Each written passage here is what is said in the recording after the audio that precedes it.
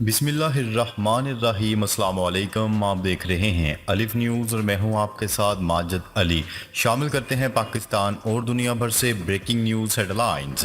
ایران نے اسرائیل پر حملہ مؤخر کرنے کے لیے شرط رکھ دی۔ ایرانی حکام نے اسرائیل پر حملہ مؤخر کرنے کے لیے شرط رکھ دی اور کہا کہ سیز فائر معاہدہ ہوا تو حملہ نہیں ہوگا۔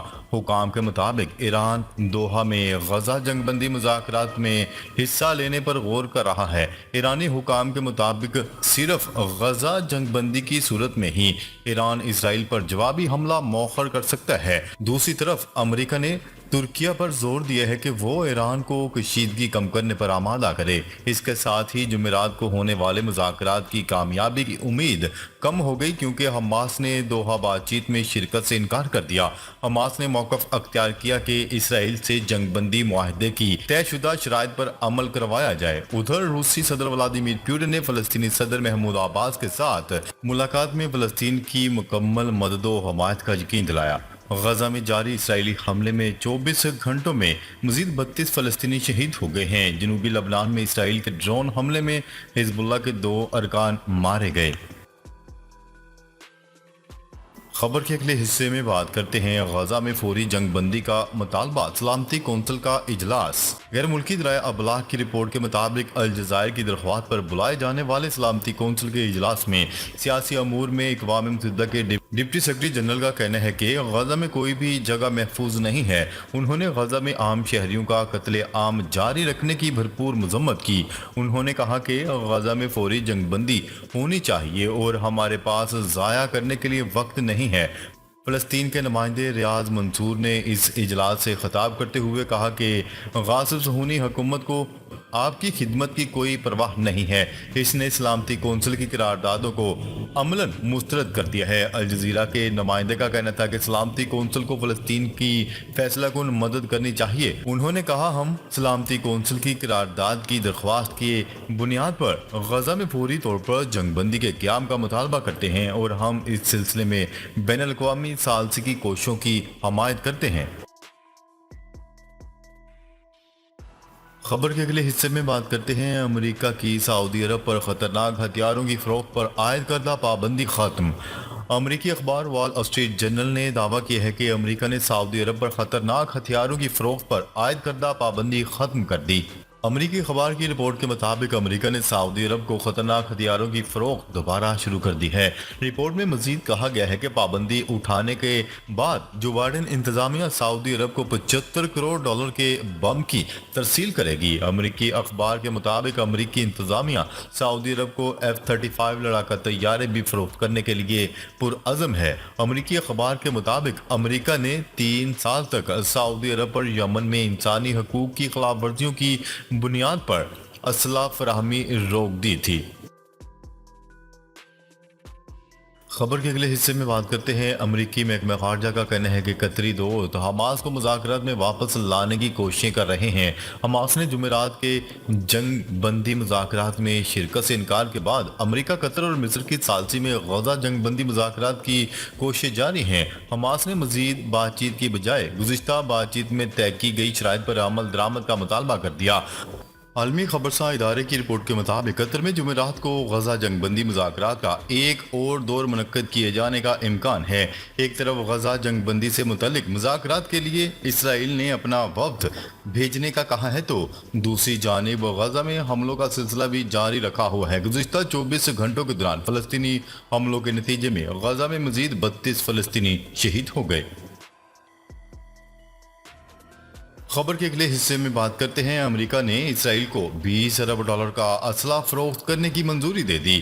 امریکی وزیر خارجہ اینتھنی بلنکن نے اسرائیل کو $20 ارب کا اسلحہ فروخت کرنے کی منظوری دے دی۔ غیر ملکی خبرساں ادارے کی رپورٹ کے مطابق امریکہ اسرائیل کو 50 سے زائد F-15 فائٹر جیٹ طیارے، میزائل، ٹینک اور دیگر فوجی ساز و سامان فروخت کرے گا۔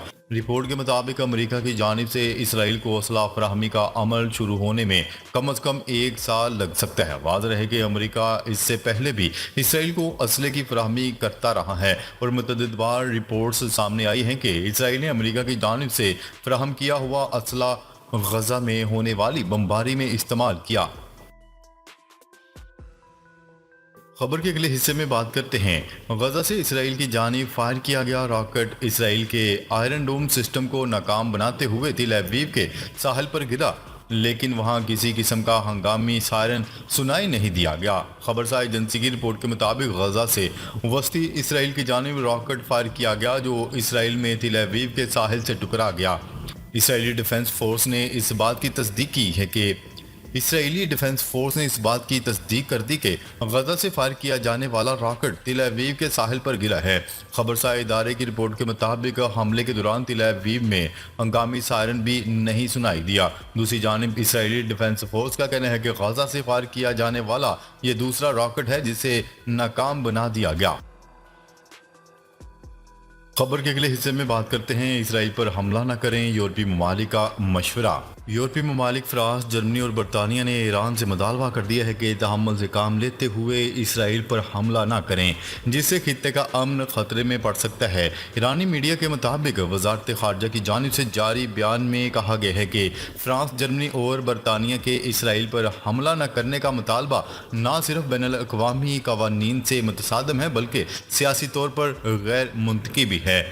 وزارت خارجہ کے ترجمان ناصر کنعانی کا کہنا تھا کہ حیران کن طور پر ان یورپی ممالک نے ایران کی خود مختاری پر اسرائیلی حملے پر مجرمانہ چپ سادھی ہوئی ہے۔ تہران نے اس عزم کا اظہار کیا کہ حق دفاع کا استعمال کرتے ہوئے اسرائیل کو ایران کی خود مختاری پر حملے کا بھرپور جواب دیا جائے گا۔ ترجمان ایرانی وزارت خارجہ نے فرانس، جرمنی اور برطانیہ سے مطالبہ کیا کہ وہ غزہ میں اسرائیلی جارحیت اور معصوم فلسطینیوں پر وحشیانہ بمباری کے خلاف بھی اسی طرح اکٹھے ہو کر کھڑے ہو جائیں، غزہ میں اسرائیل کے حملے بند کروائیں۔ مشرق وسطی میں کشیدگی کم کروانے کے لیے برطانوی وزیر اعظم سر کیئر سٹارمر نے ایرانی صدر سے ٹیلی فون پر بات چیت بھی کی۔ برطانوی وزیر اعظم ہاؤس کے مطابق کیئر سٹارمر نے کہا کہ ایران اسرائیل پر حملے سے باز رہے، جنگ کسی کے مفاد میں نہیں ہے۔ خبرساز ادارے کے مطابق برطانیہ کے وزیر اعظم نے مشرق وسطی کی صورتحال پر گہری تشویش کا اظہار کیا۔ برطانوی میڈیا کا کہنا تھا کہ برطانوی وزیر اعظم سر کیئر سٹارمر نے ایرانی صدر مسعود پزشکیان سے فون پر 30 منٹ تک بات چیت کی ہے۔ امریکہ کی قومی سلامتی کے ترجمان جان کربی کا کہنا تھا کہ ایران کی جانب سے بڑے حملے کے لیے ہمیں تیار رہنا چاہیے۔ برطانوی اخبار کے مطابق امریکی صدر جو بائیڈن بھی اسرائیل پر ایرانی حملے کی توقع رکھتے ہیں۔ خبر کے اگلے حصے میں بات کرتے ہیں پاکستان بھر میں 77ویں یوم آزادی کا جشن منایا جا رہا ہے۔ پاکستان میں آج 77ویں یوم آزادی کا جشن منایا جا رہا ہے۔ ملک کے مختلف شہروں میں تقاریب منعقد کی جائیں گی۔ ملک بھر میں پاکستان کا یوم آزادی بھرپور جوش و خروش کے ساتھ منایا جا رہا ہے، جہاں ہر طرف سبز ہلالی پرچموں کی بہار ہے۔ پاکستان کے بڑے شہروں کراچی، لاہور، اسلام آباد، پشاور، کوئٹہ اور ملتان سمیت ملک کے کونے کونے میں آتش بازی کا مظاہرہ کیا گیا۔ مختلف شہروں میں رات گئے 12 بجتے ہی یوم آزادی کا جشن منانے کے لیے شہری سڑکوں پر نکل آئے۔ مینار پاکستان لاہور پر فائر ورکس دیکھنے کے لیے ہزاروں شہری جمع ہوئے۔ اسلام آباد کے F9 پارک میں بھی گزشتہ روز جشن آزادی منایا گیا، جہاں پیرس اولمپکس 2024 کے گولڈ میڈلسٹ ارشد ندیم بھی F9 پارک پہنچے۔ کراچی میں پورٹ گرینڈ اور گورنر ہاؤس میں آتش بازی کا مظاہرہ دیکھنے کے لیے عوام کی بڑی تعداد پہنچی۔ علاوہ ازیں پاکستان کے 77ویں جشن آزادی کے موقع پر دن کا آغاز اسلام آباد میں 31 توپوں کی سلامی سے ہوا۔ چاروں صوبائی دارالحکومت میں 21 توپوں کی سلامی دی گئی۔ آج بھی ملک بھر میں جگہ جگہ جشن آزادی پر ریلیاں نکالی جا رہی ہیں۔ ناظرین، اب تک کے لیے اتنا ہی۔ مزید خبریں لے کر وہ جلد آپ کی خدمت میں حاضر ہوں گے۔ تب تک کے لیے اپنا خیال رکھیے گا۔ اللہ نگہبان۔